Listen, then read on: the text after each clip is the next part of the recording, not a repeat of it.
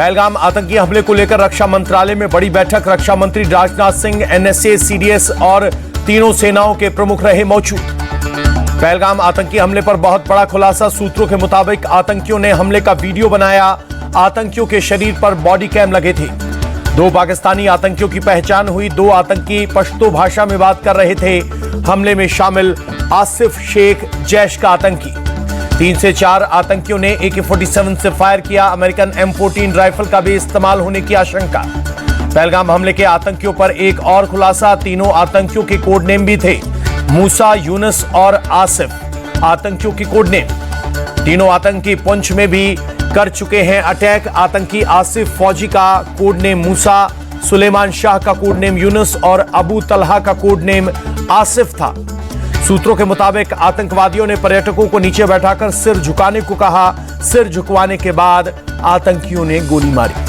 पहलगाम हमले में शामिल आतंकियों के स्केच जारी। सेना ने 3 आतंकियों के स्केच जारी किए। सेना ने आतंकी आसिफ फौजी, सुलेमान शाह और अबू तलहा का स्केच जारी किया। अटैक में 4 से 5 आतंकियों के शामिल होने की आशंका। पहलगाम में आतंकियों ने चुन चुनकर हिंदुओं की हत्या की। मर्डर से पहले आतंकियों ने कपड़े उतरवाकर धर्म चेक किया। जान बचाने के लिए टूरिस्ट ने खुद को मुस्लिम बताया तो उसके कपड़े उतरवाए। पैंट उतरवाकर उसने धर्म को चेक किया गया। फिर नॉन मुस्लिम निकलने पर गोली मारी गई। आतंकियों ने पुणे के कारोबारी संतोष जगदाले को तंबू से बाहर आकर इस्लाम की आयत पढ़ने के लिए कहा। नहीं पढ़ने पर मारी गोलियां। गृह मंत्री अमित शाह पहलगाम पहुंचे। हमले वाली जगह का दौरा किया। कल दोपहर 2:45 बजे पहलगाम के बैसरन घाटी में हुआ था आतंकी हमला। अमित शाह के साथ उपराज्यपाल मनोज सिन्हा भी रहे मौजूद। शाह ने सेना के अधिकारियों से मौजूदा हालात की जानकारी दी।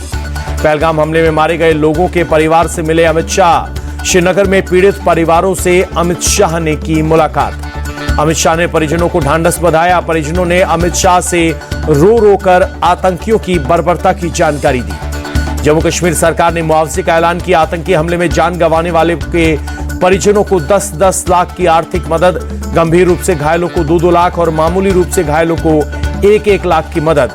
पहलगाम पहुंची NIA की टीम। आतंकी हमले की जांच में जुटी। अस्पताल में भर्ती घायलों से भी की मुलाकात। घटनास्थल पर पहुंची फोरेंसिक टीम। हमले से सबूत जुटा रही है फोरेंसिक टीम। पहलगाम अटैक के बाद सेना का बड़ा एक्शन। जम्मू कश्मीर में घुसपैठ की बड़ी कोशिश नाकाम। उड़ी सेक्टर में 2 आतंकियों को मार गिराया। आर्मी के चिनार कॉर्प्स ने ट्वीट कर दी जानकारी। आतंकियों पास से भारी मात्रा में हथियार और गोला बारूद बरामद। पहलगाम आतंकी हमले पर पाकिस्तान का पहला बयान। पाकिस्तानी रक्षा मंत्री ख्वाजा आसिफ बोले, पहलगाम अटैक से पाकिस्तान का कोई लेना देना नहीं। मंत्री ख्वाजा आसिफ बोले, भारत के अलग अलग स्टेट में बगावत, वहां अल्पसंख्यकों का शोषण हो रहा है। पहलगाम आतंकी हमले के बाद दिल्ली में स्थित पाकिस्तान एम्बेसी की सुरक्षा बढ़ाई गई। भारी संख्या में पुलिस और अर्धसैनिक बलों को तैनात किया गया। सऊदी अरब की यात्रा को बीच में छोड़कर दिल्ली लौटे प्रधानमंत्री नरेंद्र मोदी NSA अजीत डोवाल के साथ उनके साथ वापस लौटे। भारत लौटते ही एक्शन में प्रधानमंत्री मोदी। पहलगाम आतंकी हमले पर एयरपोर्ट पर ही मीटिंग। NSA विदेश मंत्री और विदेश सचिव बैठक में रहे मौजूद। प्रधानमंत्री मोदी ने 24 अप्रैल को कानपुर का दौरा रद्द किया। पहलगाम आतंकी हमले के चलते दौरा रद्द किया। अमेरिकी राष्ट्रपति ट्रंप ने PM मोदी से फोन पर बात की। पहलगाम में हुए आतंकी हमले के पीड़ितों के प्रति संवेदना व्यक्त की। पहलगाम आतंकी हमले में मारे गए शुभम द्विवेदी के पैतृक आवास पहुंचे UP असेंबली के स्पीकर सतीश महाना। परिवार से की मुलाकात। मुख्यमंत्री ममता बनर्जी ने पहलगाम में पश्चिम बंगाल के 3 लोगों के मारे जाने की जानकारी दी। बितान अधिकारी समीर गुहा, मनीष रंजन की मौत। रात करीब 8:30 बजे तीनों का पार्थिव शरीर कोलकाता लाया जाएगा। आतंकी हमले में जान गंवाने वाले लेफ्टिनेंट विनय नरवाल के परिवार से मिले करनाल के विधायक जगमोहन आनंद।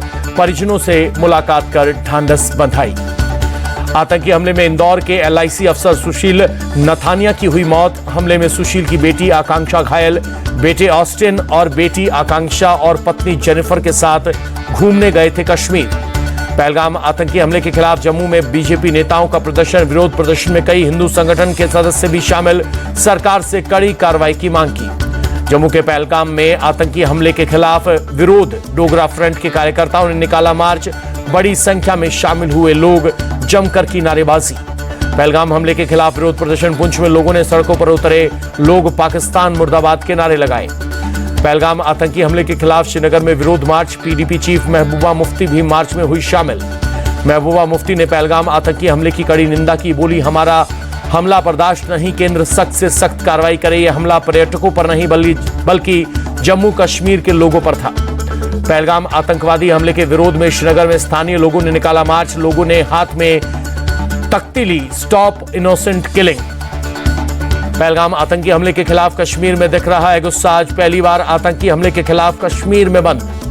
पहलगाम अटैक के खिलाफ वकीलों का भी जबरदस्त गुस्सा, जम्मू बार एसोसिएशन ने जम्मू कश्मीर में पूर्ण काम बंद का आह्वान किया। पहलगाम आतंकी हमले पर उमर अब्दुल्ला का ट्वीट, पर्यटकों के कश्मीर छोड़ने को चिंताजनक बताया, बोले हमले के बाद से बड़ी तादाद में टूरिस्ट कश्मीर छोड़ रहे हैं। पहलगाम आतंकी हमले पर बीजेपी नेता रविंद्र रैना बोले हमला मानवता और इंसानियत का कत्ल, इस अपराध की कीमत पाकिस्तान और आतंकवादियों को चुकानी पड़ेगी। हैदराबाद के टैंक बंड में पहलगाम हमले के विरोध में धरना प्रदर्शन, बीजेपी के कई प्रमुख नेताओं के साथ प्रदेश अध्यक्ष किशन रेड्डी भी शामिल हुए। पहलगाम आतंकी हमले के बाद इलाके में सुरक्षा व्यवस्था, कड़ी तलाशी अभियान को तेज किया गया। पहलगाम में हेलीकॉप्टर से भी लगातार हो रही है गश्त, आतंकवादियों की तलाश में हवाई गश्त जारी। पहलगाम आतंकी हमले के बाद कटरा में सुरक्षा बढ़ाई गई, भारी संख्या में सुरक्षा बल तैनात, चप्पे चप्पे पर रखी जा रही है नजर। पहलगाम की घटना के बाद दिल्ली, मुंबई और दूसरे बड़े शहरों में अलर्ट जारी, बढ़ाई गई सुरक्षा। पहलगाम हमले के बाद मुंबई के सभी बड़े टूरिस्ट स्पॉट पर हाई अलर्ट, महत्वपूर्ण सरकारी इमारतों की सुरक्षा बढ़ी। पहलगाम आतंकी हमले पर कर्नाटक के डिप्टी सीएम डीके शिवकुमार बोले गंभीर और चौंकाने वाली घटना, सरकार सर्वदलीय बैठक बुलाए, कांग्रेस पार्टी सरकार के साथ खड़ी है। पहलगाम आतंकी हमले के सुकांता मजूमदार ने हिंदुओं के ऊपर सुनियोजित आक्रमण बताया, कहा किसी आतंकवादी को बख्शा नहीं जाएगा। पहलगाम आतंकवादी हमले पर मध्य प्रदेश के सीएम मोहन यादव बोले पाकिस्तान की कायराना हरकत, हमले में एक इंदौर निवासी की भी दुखद मौत। हमले पर केंद्रीय मंत्री चिराग पासवान बोले इस घटना की जितनी निंदा की जाए उतना कम है, कायराना हरकत का करारा जवाब जरूर दिया जाएगा। छत्तीसगढ़ के मुख्यमंत्री विष्णुदेव साय ने पहलगाम हमले की घोर निंदा की, मृतकों के परिजनों के प्रति संवेदना व्यक्त की। पंजाब के सीएम भगवंत मान ने पहलगाम हमले की निंदा की, लिखा पर्यटकों पर हुआ कायरतापूर्ण आतंकी हमला बेहद शर्मनाक और निंदनीय। पहलगाम आतंकी हमले पर कांग्रेस नेता प्रमोद तिवारी बोले हमला बहुत दुखद, मृतकों के परिजनों के प्रति गहरी संवेदनाएं, आतंकवाद के खिलाफ कठोरता से कदम उठाना जरूरी। पहलगाम आतंकी हमले पर सपा सांसद अवधेश प्रसाद बोले हमला बेहद दुखद और निंदनीय, केंद्र सरकार को मजबूत कदम उठाने चाहिए। इस्लामिक सेंटर ऑफ इंडिया ने पहलगाम आतंकी हमले पर दुख जताया, हमले में जान गंवाने वाले और अन्य पीड़ितों के लिए शोक जताते हुए लखनऊ में नमाज अदा की। पहलगाम आतंकी हमले पर योग गुरु बाबा रामदेव बोले आतंकवादी भूल रहे हैं कि देश की कमान मोदी और अमित शाह के पास है, अगर वो अपने शौर्य पर आएंगे तो इनको जरूर सबक सिखाएंगे। योग गुरु बाबा रामदेव ने कहा कि भारत सरकार को बलूचिस्तान के साथ खड़ा होना चाहिए, उसे एक स्वतंत्र राज्य बनाने में मदद करनी चाहिए और आतंकवादी संगठन को ध्वस्त करना चाहिए। अरब के क्राउन प्रिंस ने आतंकी हमले की निंदा की और भारत को हर संभव मदद की पेशकश की। जर्मन चांसलर ओलाफ स्कोल्स ने पहलगाम हमले पर जघन्य बताया हमले की कड़ी निंदा की। इजराइल के पीएम ने आतंकी हमले पर दुख जताया, कहा इजराइल आतंकवाद के खिलाफ लड़ाई में भारत के साथ खड़ा है। नेपाल के प्रधानमंत्री केपी शर्मा ओली ने किया ट्वीट, पहलगाम में आतंकी हमले के पीड़ितों के प्रति गहरी संवेदना। हैदराबाद में एमएलसी चुनाव के लिए मतदान, एआईएमआईएम प्रमुख असदुद्दीन ओवैसी ने डाला वोट। जेडी वेंस की पत्नी और बच्चों के साथ ताजमहल का दीदार किया। जेडी वेंस ने 4 दिन के भारत दौरे पर है। आईएमएफ ने भारत की जीडीपी ग्रोथ का अनुमान 0.3% घटाया। वित्त वर्ष 2025-26 के लिए 6.2% का किया अनुमान। आरबीआई ने 6.5% ग्रोथ रेट का अनुमान जताया था। वित्त वर्ष 2025 की चौथी तिमाही में एचसीएल टेक का मुनाफा 7.8% बढ़ा, 30,246 करोड़ रुपए रेवेन्यू रहा। प्रति शेयर 18 रुपए का डिविडेंड देगी कंपनी। महाराष्ट्र में इलेक्ट्रॉनिक टू व्हीलर बनाने वाली कंपनी ओला के 121 स्टोर्स बंद होंगे। ट्रेड सर्टिफिकेट नहीं होने के चलते ट्रांसपोर्ट विभाग की कार्रवाई। पिछले महीने 32 स्टोर्स पर हुई थी रेड। एचडीएफसी बैंक का मार्केट कैप 15 लाख करोड़ के पार, यह आंकड़ा पार करने वाली देश की तीसरी कंपनी बनी। बैंक के शेयरों में हुई बढ़ोतरी। अडानी ग्रुप से 400 मेगाहर्ट्ज स्पेक्ट्रम खरीदेगा एयरटेल। 5G नेटवर्क के विस्तार में मिलेगी मदद। टाटा कम्युनिकेशंस ने जनवरी मार्च तिमाही में नतीजे जारी किए। 115% लाभ बढ़ा। 761 करोड़ का हुआ मुनाफा। ई कॉमर्स फर्म फ्लिपकार्ट अपनी होल्डिंग कंपनी को सिंगापुर से भारत शिफ्ट करेगी। कंपनी ने 2011 में अपना मुख्यालय बेंगलुरु से सिंगापुर शिफ्ट किया था। चीन ने दुनिया का पहला 10G ब्रॉडबैंड नेटवर्क लॉन्च किया। हुआवे और चाइना यूनिकॉर्न ने मिलकर नेटवर्क को किया लॉन्च। 20 सेकंड में डाउनलोड होगी 20 GB साइज की 4K मूवी। तो आईपीएल में आज सनराइजर्स हैदराबाद का मुंबई इंडियंस से होगा सामना। हैदराबाद में दोनों टीमों की होगी भिड़ंत।